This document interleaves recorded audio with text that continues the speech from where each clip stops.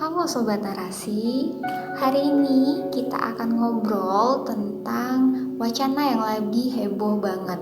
Ngobrol sore kali ini dengan teman lama saya, Wahyu Nira, yang sudah cukup lama saya nggak ketemu. Kita akan ngobrol tentang new normal life atau hidup normal yang baru atau hidup baru yang normal. Nah, gimana itu? Nah, kita akan bahas dari sisi psikologinya, tentunya pasti akan bermanfaat buat sobat narasi semua. Yuk kita simak langsung. 3 tahun, ya nggak sih? Enggak, 2018. Iya benar. Setahun. Berarti 2 tahun ya? 1 tahun. Kayak dulu lagi yang semua orang kapanpun mau. Oke. Halo Sobat Narasi, apa kabar?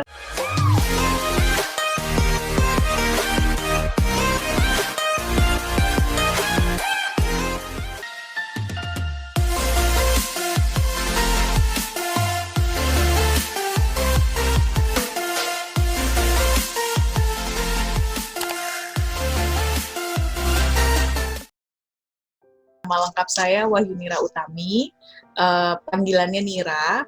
Jadi saya sehari-hari bekerja sebagai psikolog klinis di Rumah Sakit Abdul Wahab Syahrani Samarinda, terus juga anggota dari Ikatan Psikolog Klinis Indonesia wilayah Kalimantan Timur, anggota dari Himpunan Psikologi Indonesia wilayah Kalimantan Timur. Semoga walaupun tetap di rumah aja, tetap punya waktu yang berkualitas sama keluarga ya, sambil dengerin narasi Devayani ya? Iya. Keren banget namanya.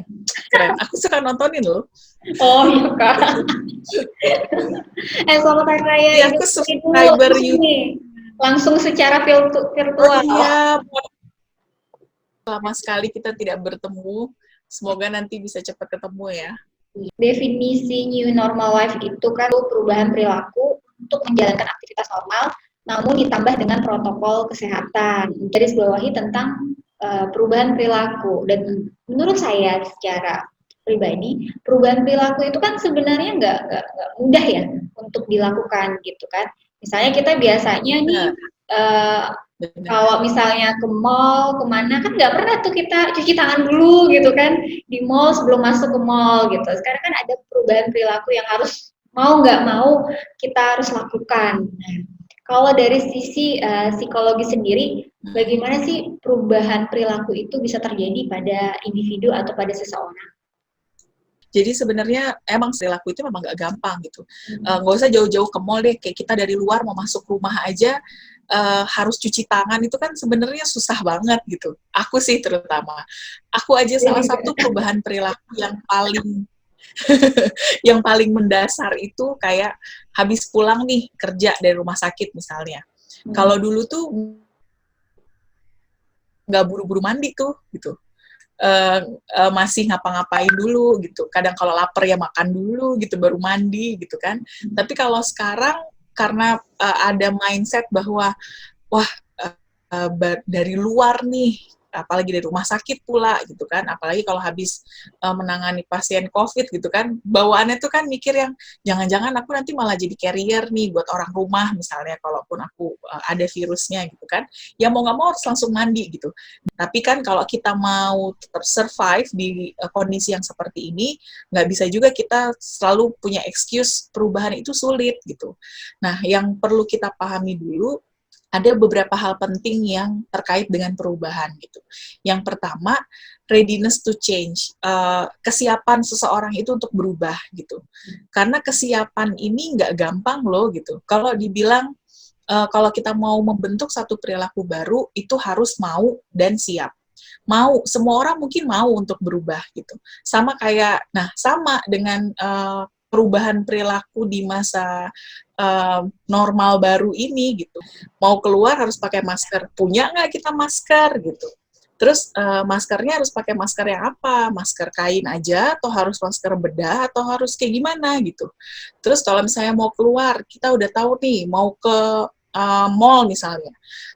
Kita mau cari ini, mungkin akan ngambil waktu sekitar 5 jam misalnya kayak gitu.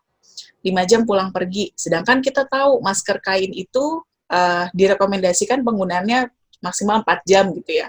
Berarti kan harus bawa masker lebih dari satu. Gitu.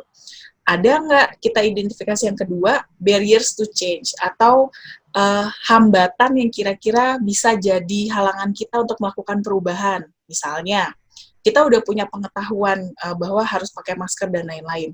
Tapi orang di sekitar kita punya nggak pengetahuan yang sama? Nah, itu juga bisa jadi hambatan buat kita untuk berubah.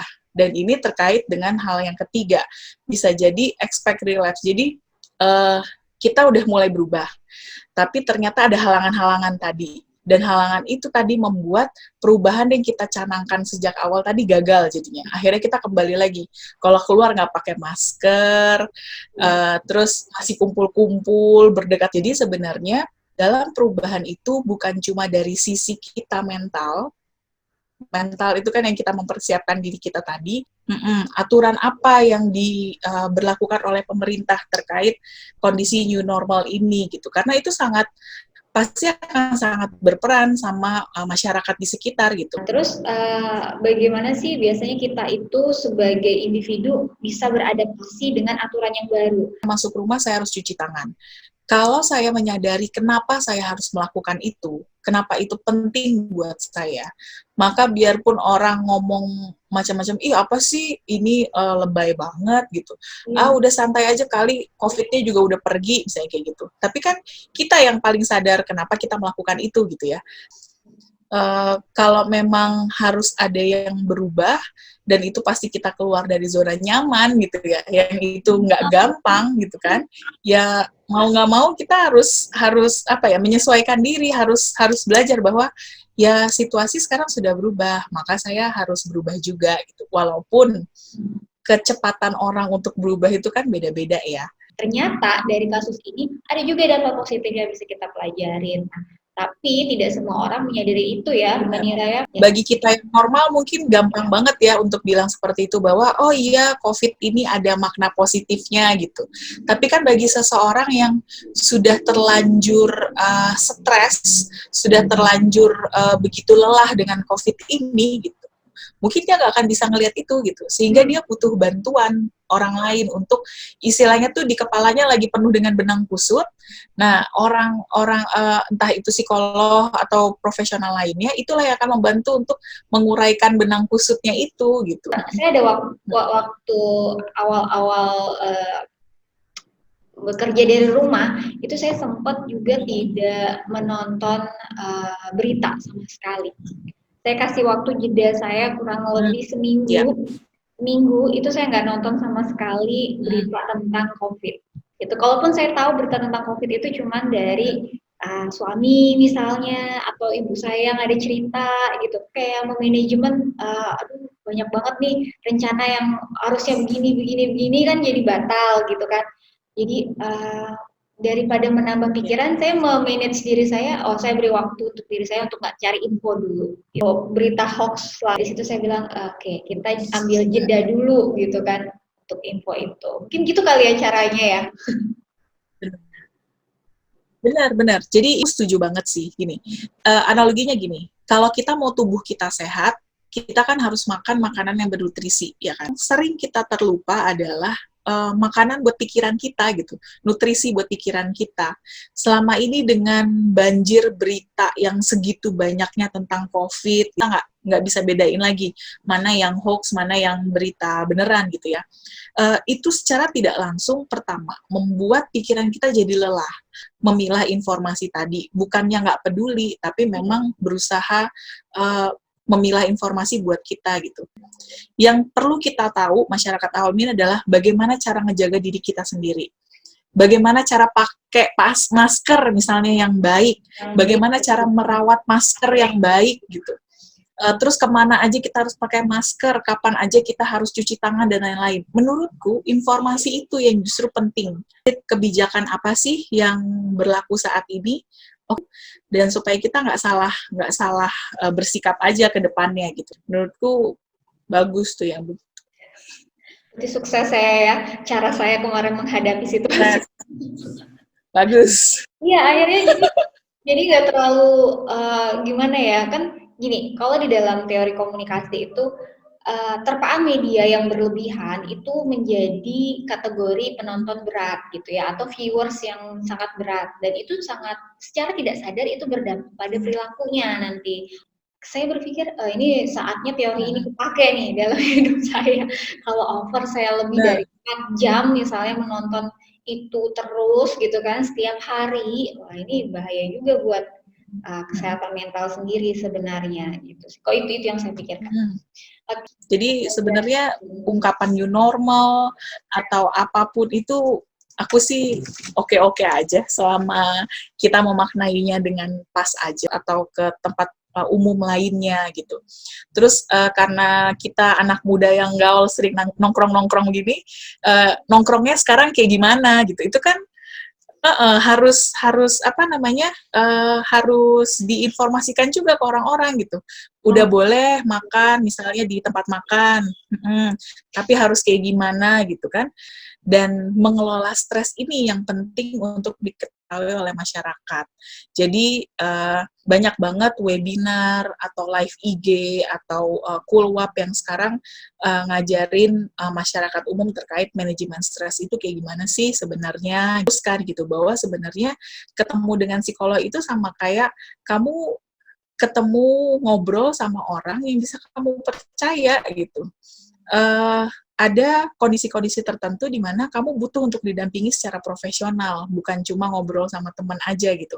Karena kan psikolog ini punya ilmunya gitu, dan kita juga berpraktek dengan adanya kode etik gitu, jadi nggak akan sembarangan juga menyebarkan informasi atau apapun gitu. Oke, Mbak Nira, bisa nggak kasih sedikit kata motivasi gitu ya untuk menghadapi situasi ini gitu.